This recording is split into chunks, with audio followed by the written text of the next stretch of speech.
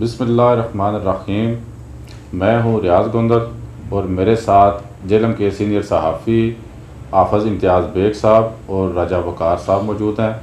आज हमारे साथ जो मेहमान शख्सियत है वो पाकिस्तान तहरीक इंसाफ के रहनुमा साबिक़ ज़िली सदर चौधरी ज़ैद अख्तर हैं। उनसे हम जानेंगे कि जो जेलम के सियासी हालात हैं, जो तंजीमी हालात हैं, उन पर बात करेंगे और जो मुल्की हालात हैं, अदम एतमाद की जो तहरीक चल रही है उस वाले से उनसे बात करेंगे कि वो इस हवाले से हमें, जो हमारे नाजरीन हैं, उनको बताएं कि वो आइंदा जो मुस्तकबिल है वो क्या देख रहे हैं। अस्सलाम वालेकुम जी। वालेकुम अस्सलाम। जो सब कैसे हैं आप? ठीक हैं अल्हम्दुलिल्लाह, थैंक यू वेरी मच चोई साहब। चोई साहब ये बताएं कि जो मौजूदा, पहले तो हम शुरू करेंगे कि जो डी चौक है वहाँ से, कि वहाँ के जो हालात हैं, जो सूरत हाल है, उस वाले से आपकी नज़र जो है वो कहाँ तक है और क्या देख रहे हैं? आप तहरीक इंसाफ को देख रहे हैं और तहरीक इंसाफ के जो वज़ीर आज़म इमरान खान है उनके ख़िलाफ़ जो है वो अदम एतमाद की तारीख पेश हो चुकी है, किसी भी वक्त जो है वो वोटिंग हो सकती है। तो आप क्या देखते हैं, जो हो रहा है वो सही हो रहा है और इसके पीछे आप क्या देख रहे हैं? बिस्मिल्लाहिर्रहमानिर्रहीम। सबसे पहले तो आप भाइयों का बहुत बहुत शुक्रिया, आज आप तशरीफ़ लाए। और सियासी इस वक्त सूरत हाल बहुत गर्मा गर्म है और वाकई ये एक सोच का जो है और बड़ी समझ का मुकाम है।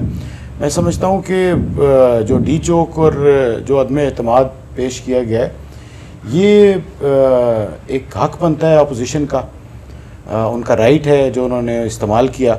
और अब जब तक ये अदम एतमाद जो है वो तहरीक जो है जाके वोटिंग की तरफ नहीं जाती, जाके वोट जब तक पोल नहीं होते, उस वक़्त तक कोई भी चीज़ क्या सराई है, उस वक़्त तक कोई भी चीज़ एक अपनी परसेप्शन है या अपनी एक इंफॉर्मेशन है जो हम शेयर कर रहे हैं। मेरे ख्याल के मुताबिक तो जो नंबर गेम में इंशाअल्लाह पाकिस्तान तहरीक इंसाफ अपने नंबर्स पूरे करेगी और इस वक्त तक बड़ी तेज़ी के साथ जो आला क़यादत है उसके राब्ते तमाम तर जो है वो नुमाइंदों के साथ और अपने अलायंस जो उनके साथ जो है बड़ी तेज़ी से हो रहे हैं और इंशाअल्लाह बेहतरी की तरफ जो है वो जारी है।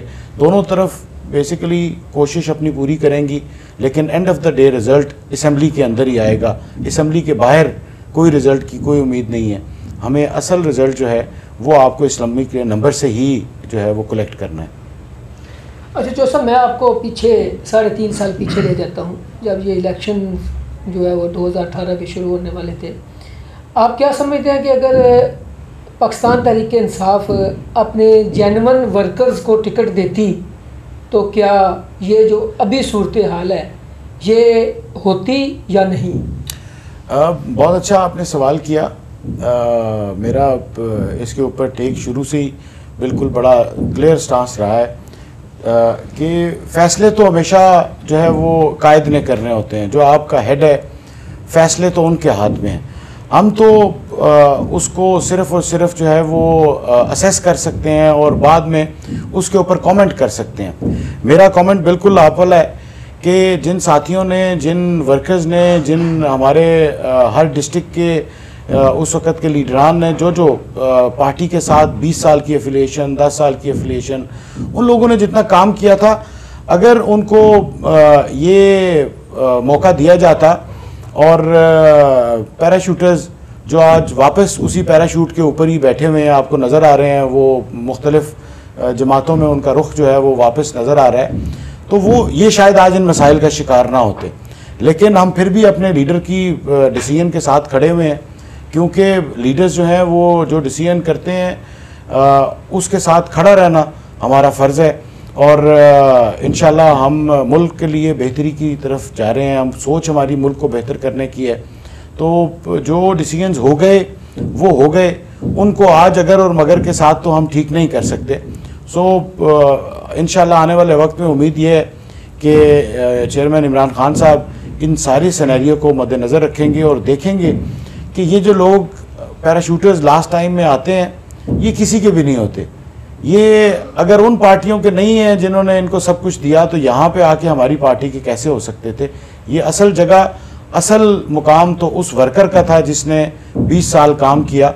उसको इस जगह पे आना चाहिए था। आप बड़ी गहरी नज़र होती है आपकी सियासत पे, और माशाल्लाह आपने जेलम में बड़ा डिलीवर किया, एक तंजीम साजी में बड़ा डिलीवर किया। आप क्योंकि फील्ड में अक्सर देखे जाते हैं, फील्ड में आप जाके उनको पार्टिसिपेट करते हैं, मिलते हैं। इस वक्त जो पीटीआई का जेन्युइन वर्कर है वो कहाँ पे स्टैंड कर रहा है इस मौजूदा सूरत हाल में? आप क्या समझते हैं कि रैली की भी कॉल दी गई है, वहाँ पे एहतजाज की भी कॉल दी गई है, तो हम किस तरफ जा रहे हैं इस पे आप क्या हमारे देखने वाले नाजरीन हैं उन्हें बताएंगे? राय साहब, थैंक यू वेरी मच। आपने तारीफ़ की कि मैंने बड़ा काम किया। मैं 3 दफ़ा डिस्ट्रिक्ट का प्रेसिडेंट रहा, अपोजिशन में भी मैं डिस्ट्रिक्ट का प्रेसिडेंट रहा और उसके बाद हुकूमत में भी मैं डिस्ट्रिक्ट का प्रेसिडेंट रहा। पार्टी की ये मेरे पे एतमाद था कि उन्होंने मुझे 3 दफ़ा ये पोर्टफोलियो दिया, और जो मेरे में सलाहियत थी या जितना मैं डिलीवर कर सकता था, जितना मैं भाग दौड़ कर सकता था, मैंने अपना पूरा ज़ोर लगाया। मैं हमेशा ये कहता हूँ कि जस्टिस अपनी सीट के साथ करना है, उस ओहदे के साथ करना है, और मैंने पूरी निभाने की कोशिश की। वर्कर ने बहुत साथ दिया। मैं तमाम वर्कर्स का शुक्रगुजार हूँ आपके इस प्लेटफॉर्म के हैसियत से, इस जगह पे बैठने की वजह से, कि मेरे साथ पाकिस्तान तहरीक इंसाफ के वर्कर का एक दिली लगाओ, क्योंकि मैं 3 दफ़ा एक पोर्टफोलियो पे रहा। उन्होंने मेरा हर जगह, हर मुकाम पे, जिस जगह पे मैंने उनको प्लेस किया, उनके नोटिफिकेशंस किए, उनको हिरारकी में लेके आया, दे ऑल स्टूड बाय मी। मेरे साथ खड़े रहे, मेरे शाना बशाना चले। हमने बहुत सारे जलसे, बहुत सारे जो है वो धरने, उसके बाद लॉकडाउन, उसके बाद लाहौर का जो रैलियां और हर तरह का इवेंट हमने, इलेक्शन कैंपेन्स में नॉर्थ रीजन में होते हुए तमाम नॉर्थ रीजन के जो बाई इलेक्शंस थे उसमें पार्टिसिपेट किया, और ये तमाम वर्कर्स मेरे साथ हज़ारों की तादाद में जाते रहे, और हमने यूनियन काउंसिल्स बाकी डिस्ट्रिक्ट में जाके भी लीड की, और उस पूरे इलेक्शन डे पे उस यूनियन काउंसिल्स को भी जाके मॉनिटर किया और उस जगह पे काम किया। मैं समझता हूँ आज भी हमारा वर्कर पाकिस्तान तहरीक इंसाफ की वो जो सोच, वो जो नज़रिया, इमरान खान साहब का विज़न जो है उसके साथ खड़ा हुआ है। हम इस मुल्क को बचाने के लिए, इस मुल्क के साथ जो है वो खान साहब की जो मोहब्बत है, जो उनका पैट्रियटिज़म है, जो वो ईमानदार, जिस तरह वो एक वाहिद सियासतदान है जो बिल्कुल नीट एंड क्लीन है, तो ये पाकिस्तान तहरीक इंसाफ का वर्कर उनके साथ खड़ा हुआ है। और इंशाअल्लाह जहाँ खान साहब की कॉल होगी वहाँ पे पाकिस्तान तहरीक इंसाफ का वर्कर पहुँचेगा, रिगार्डलेस कि हमारे पॉलिटिकल क्या आपस में कोई प्रॉब्लम्स होते हैं या नहीं होते हैं।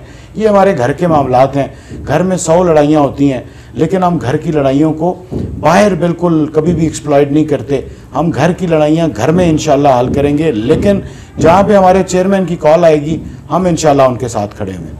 तो सर मैं फिर आपको मरकज़ में ले जाऊँगा कि जब लास्ट टाइम में चेयरमैन सेनेट बने हैं पाकिस्तान तहरीक इंसाफ के, तो उनकी तादाद कम थी, लेकिन फिर भी चेयरमैन सेनेट बन गए। ज़ाहिर है वो जो अपोजिशन में अभी है जमातें, उनके सेनेटर ने सपोर्ट किया तो वो सेनेटर बने तहरीक इंसाफ के। वो तहरीक इंसाफ ने गलत किया था, दूसरी जमातों के सेंटर की मदद से चेयरमैन सेनेट बनवाया, या अब जो अपोजिशन वाले हुकूमती है मैंने अपने साथ मिलाकर वज़ीर-ए-आज़म के खिलाफ अदम एतमाद की तहरीक जो है वो कामयाब करवाने की कोशिश कर रही है, ये गलत है? जय साहब, जो बेसिकली सेनेट के चेयरमैन जो बने थे वो हमारे इत्तेहादी हैं। Basically he is not from Pakistan Tehreek Insaf, वो बाप पार्टी से हैं, BAP बलूचिस्तान अवामी पार्टी के रिप्रेजेंटेटिव हैं। और हमने इत्तेहादी का साथ दिया था वहाँ पे। हमने इत्तेहादी जो हमारे थे उनको हम चेयरमैन सेनेट लेके आए थे, और वो सारी बेसिकली जो उन्होंने नंबर गेम में अपनी खुद मैनेज किया था उस सारे सिलसिले को बलूचिस्तान अवामी पार्टी ने। वो हमारे इत्तेहादी हैं हुकूमत में, और हमने जो सेनेट का चेयरमैनशिप है वो उनको दी है। सो जो इत्तेहादी के नंबर्स अगर आप मिला लें और चीज़ों सारों को जब आप इकट्ठा करके देखते हैं तो फिर आपको चेयरमैन सेनेट जो है वो बिल्कुल सीट मिलती है। मैं हमेशा एक बात कहता हूँ कि 2 रॉन्ग डजंट मेक 1 राइट, कि अगर 2 गलत हों तो दोनों को आपस में खड़ा करके इसको सही नहीं साबित किया जा सकता कि ये भी गलत है और मैं भी गलत हूँ। तो कोई बात नहीं, हम ठीक ही जो है ना वो सफ़र में चल रहे हैं। जो गलत है वो ज़रूर गलत है, लेकिन वो हमारे इत्तेहादी थे और उन्होंने हमारे साथ मिल के हमने उनको अपने वोट्स दिए और उन्होंने बाकी वोट्स को कलेक्ट किया। जो सब जेल में जो पाकिस्तान तहरीक इंसाफ की 4 साल कारकर्दगी है, आप ज़रा सदर भी रहे हैं, तो आप क्या समझते हैं कौन से काम जो है वो करने वाले थे जो अभी तक नहीं हो सके, जिनकी करने की ज़रूरत है? मेरे ख्याल के मुताबिक तो वर्कर के साथ जो कनेक्शन है, जो वर्कर के साथ हमारे इलेक्टेड मेंबर्स का जो एक ताल्लुक़ है और जो उन तक एक पावर की मुंतकली है, मेरा ख्याल ये है कि इसमें मैं बड़ा थोड़ा सा क्लियर कर दूं आपको कि खान साहब का विज़न था कि मैं अपने वर्कर को एम्पावर करूंगा ग्रास रूट की लेवल पे। मैं अपने जो काम मेरे साथ वर्कर्स करते आए हैं 20 साल से, उनकी सोच थी, वो किसी सोच के साथ पाकिस्तान तहरीक इंसाफ में शामिल हुए थे। उनकी सोच ये थी कि हम हिस्सा बने इस तब्दीली का, हम इस तब्दीली में खान साहब को सपोर्ट करें। वो बेगर्ज लोग थे, अपनी जेब से पैसे लगाने वाले, टाइम देने वाले, भागने वाले, मारे खाने वाले, जिनका सिर्फ़ और सिर्फ पाकिस्तान को बेहतर बनाने में एक कॉज था कि हम कहीं ना कहीं किरदार अदा कर सकें। कमी थोड़ी सी अगर कहीं पे महसूस हो रही है तो वो यही है कि connection between worker and a top leadership, ये आपका थोड़ा सा लैक किया है। अदरवाइज़ डेवलपमेंट के प्रोग्राम ले लें, मैं समझता हूँ कि झेलम उन वाहिद डिस्ट्रिक्ट्स में से है जिसको सबसे बड़ा फंड इस पिछले 3.5 साल में मिला। अगर हमारा आप हुजम देख लें झेलम का, तो we are the second smallest district, दूसरा छोटा ज़िला है पूरे पंजाब में। लेकिन आप अगर हमारा फ़ंड देख लें जो हमें मिला डेवलपमेंट की मद में, तो वो मेरा ख्याल है कि दूसरा बड़ा या तीसरा बड़ा फ़ंड होगा पूरे पंजाब में। मैं समझता हूँ कि बहुत ही काम हुआ झेलम में, बड़े ही अच्छा जो है यहाँ पे डेवलपमेंट के प्रोग्राम्स आए। लीला झेलम जो हमारी ड्यूल कैरेज वे है वो जो फवाद साहब ने मंजूर कराई। उसके बाद आपका नहर जो है वो रुका हुआ था, वो काम हमेशा मुस्लिम लीग वाले या बाकी सारे कहते हैं ये तो पहले की अप्रूवल्स हुई हैं, इसकी पहले के सिलसिले, लेकिन उस काम को कंटिन्यूशन किसने दी? पाकिस्तान तहरीक इंसाफ ने दी। अगर इस जगह पे उन फंड्स को दोबारा वर्ल्ड बैंक से लेके आए तो किसने इस चीज़ को इनिशिएट किया? पाकिस्तान तहरीक इंसाफ ने किया। तो हमने वो नहर का प्रोजेक्ट बहुत ही अहम आने वाले वक्त में हमारी जनरेशन्स के लिए ज़मीन को सैराब करने के लिए बहुत बड़ा प्रोजेक्ट है, वो लेके आए। आपका मोटरवे आ रही है खारियाँ से इस्लामाबाद के लिए, हम बिल्कुल इस्लामाबाद के सबर्ब्स में आ जाएंगे, 40 मिनट्स दूर रह जाएंगे हम इस्लामाबाद से। बहुत बड़ा हमारे लिए ये भी एक ओपनिंग है। उसके बाद हमने ट्रॉमा सेंटर्स, हेल्थ में बहुत काम हुआ, हमारे एजुकेशन में बहुत काम हुआ। अल्हम्दुलिल्लाह मैं समझता हूँ कि पाकिस्तान तहरीक इंसाफ के दौर में डिस्ट्रिक्ट झेलम में बहुत अच्छे वो काम हुए जो आज तक मैंने इतने अरसे में कभी भी होते हुए नहीं देखे। जो सर मेरी तरफ से आखिरी सवाल है कि ये जो मौजूदा ज़िली सेटअप बना है, क्या इसके लिए आपसे मुशावरत की गई थी? और आपके इल्म में यह भी होगा कि हमारे MPA चौधरी ज़फ़र साहब जो हैं वो भी उम्मीदवार थे ज़िली सदर बनने के, लेकिन उनको नहीं बनाया गया, तो वो कुछ थोड़े से नाराज़ और पीछे रह रहे हैं। तो सर इस बारे में बताइएगा कि क्या जो मौजूदा सेटअप में आपकी मुशावरत थी, और चौधरी ज़फ़र साहब के हवाले से बता दीजिएगा। जो आपका पहला सवाल है कि मेरी मुशावरत थी, तो मेरी बिल्कुल मुशावरत नहीं थी जी। मेरे से बिल्कुल जो है ये बेसिकली पार्टी लीडरशिप का डिसीजन होता है। ये हमेशा जो भी डिस्ट्रिक्ट की क़यादत चुनती है वो आपकी हायर हायरार्की चुनती है।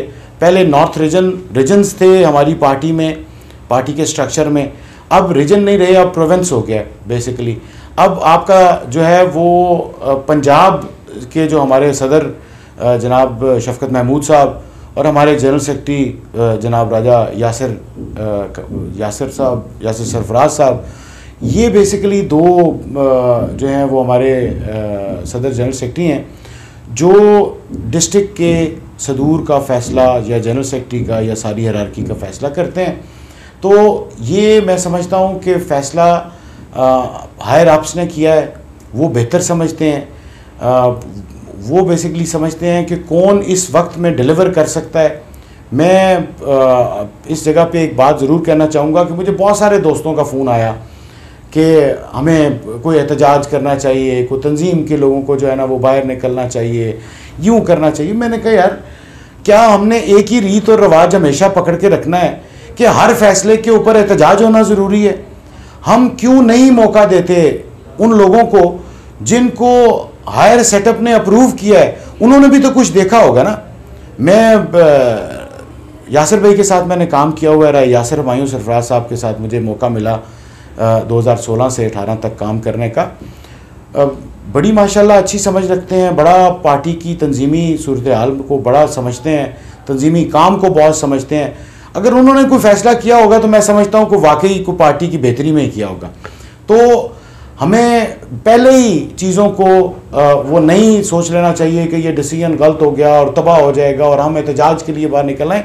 नई रीत कायम करनी है। मैंने अपने तमाम साथियों को जिन्होंने मेरे साथ सर्व किया, मेरे तमाम सदूर तहसीलों के, तमाम सदूर मेरे यूनियन काउंसिल्स के, म्यूनसिपल कमेटीज़ के, कॉरपोरेशंस के, एक एक बंदे ने मुझे फ़ोन किया और मैंने उन सबको एक चीज़ सिर्फ ये कही कि हमने एक नई रीत और नया सिस्टम ज़रूर जो है वो इंट्रोड्यूस करना है कि हमने पार्टी के फ़ैसलों को ओबे करना है और पार्टी के फ़ैसलों जो जिसने किए हैं, इनको तो दोनों जनरल सेक्रेटरी सदर का तो कोई कसूर नहीं बेचारों का, इनको तो पार्टी के आला ओहदेदारान ने चुना, तो इनको मौका दिया जाए, ये अपने आप को प्रूव करें कि वाकई ये इस कैपेबल हैं, ये जो है वो इतना जो है वो कैपेसिटी रखते हैं, पोटेंशियल रखते हैं कि ये तमाम वर्कर को अपने साथ मिलाएं और उस वर्कर को ऑर्गेनाइज करें ग्रास रूट लेवल तक। ये मैं समझता हूँ कि हमें आने वाले टाइम में भी एक दूसरे को बर्दाश्त का मादा और पार्टी के फैसलों को ओबे करने की अपने अंदर एक ज़रूर इंस्टेंट रखनी चाहिए। हमें उन्हें देख के ये नहीं कहना चाहिए कि हम इसके मुखालिफ कल को बाहर निकल आएंगे और अपनी ही पार्टी के ख़िलाफ़ हम खुद एहतजाज करना शुरू कर देंगे। जिनको अपने हाथों से बनाया, जिस पार्टी को हमने उस पौधे को पानी दिया, उसको बड़ा किया, आज हम उसी की जड़ें काटने के लिए तो नहीं निकलेंगे। सो आपका इख्तलाफ अपनी पार्टी में डिसीजंस पे हो सकता है, लेकिन जो पार्टी के सीनियर्स ने डिसीजन किया, मैं समझता हूँ उन्होंने बड़ी सोच समझ के किया होगा और उन्होंने वाकई पार्टी के उन ट्रू वर्कर्स को सामने लेके आए होंगे जो पार्टी के वर्कर्स को भी जानते हैं और जो पार्टी के लिए काम करते रहे हैं पहले भी, धरनों में, आपके लॉकडाउन्स में, आपके हर उस मुश्किल वक्त में जहाँ पे पार्टी को ज़रूरत रही। तो वो मेरा ख्याल है पार्टी के हायर अप्स इनको पहचानते होंगे कि इन दोनों ने बहुत काम किया हुआ है पार्टी के लिए, तो इसलिए उन्होंने दिया। और जहाँ तक जो ज़फ़र साहब का ताल्लुक़ है, मैं वेरी ट्रूली स्पीकिंग मुझे नहीं पता था कि वो भी इसके लिए प्रेसिडेंट के लिए रन कर रहे हैं। तो माशाल्लाह उनके पास इस वक्त he is a member of parliament, तो उनके पास तो बहुत बड़ा प्लेटफॉर्म मौजूद है कि अगर सदारत नहीं तो उनके पास तो पूरे हलके की वहाँ पे नुमाइंदगी मौजूद है। तो वो अपने हलके को, अपने वर्कर को पहले भी रिप्रेजेंट करते हैं, मैं समझता हूँ आगे भी रिप्रेजेंट करते रहेंगे। चौधरी साहब, मैं यहाँ पे आपसे ये पूछना चाहूँगा कि जो मौजूदा सूरत हाल चल रही है उस पर बज़ाहिर नज़र आ रहा है कि ये इलेक्शन का साल भी हो सकता है। मैं यहाँ पे आपसे ये पूछना चाहूँगा कि 2018 के इलेक्शन में आपने अपनी पार्टी की सीनियर क़यादत की बात मानते हुए इलेक्शन को आपने विड्रॉ किया और उस पर आपने जिस पार्टी के साथ थे आपने उनको सपोर्ट की और उनके साथ आप चले। ये इलेक्शन का साल है, सियासी लोग एक साल पहले इलेक्शन को वो कोई इतना ज़्यादा टाइम नहीं कंसिडर करते, तो हम क्या समझें कि इस वक्त आप ज़हनी तौर पे जो क्योंकि आप हल्के में हैं और आपका प्लान में शामिल है कि आप आने वाले अपकमिंग इलेक्शन में आप क्या देख रहे हैं कि वो आप कॉन्टेस्ट करेंगे, क्योंकि लोगों को काफ़ी अभाम है कि आप शायद इलेक्शन कॉन्टेस्ट करते हैं नहीं करते, तो इसके हवाले से थोड़ा सा देखने वाले को। अब राय साहब, इंशाल्लाह जब आप पॉलिटिक्स में हों और पॉलिटिकल जो है वो सारी सरगर्मियों में रहते हों, तो ये उसका मकसद ही एक होता है कि आप इलेक्शन कंटेस्ट करने जा रहे हैं, आप पॉलिटिकली अपने आप को सामने लेके आ रहे हैं, आप रिप्रेजेंटेटिव हैं लोगों के। और लास्ट 2018 के इलेक्शन में तो फिर वही बात कि जिस पौधे को आपने ख़ुद लगाया हो, उसको पानी दिया हो, उसको इतना बड़ा किया हो, आपने यानी कि लगातार 3 साल अपोजिशन में बीइंग अ प्रेसिडेंट इस पार्टी के लिए काम किया हो, तो वो अनफॉर्चुनेट एक ऐसे हुआ था कि हमारे झेलम में 4 MPA की सीट्स थी, जो आपको इल्म में है सारों के।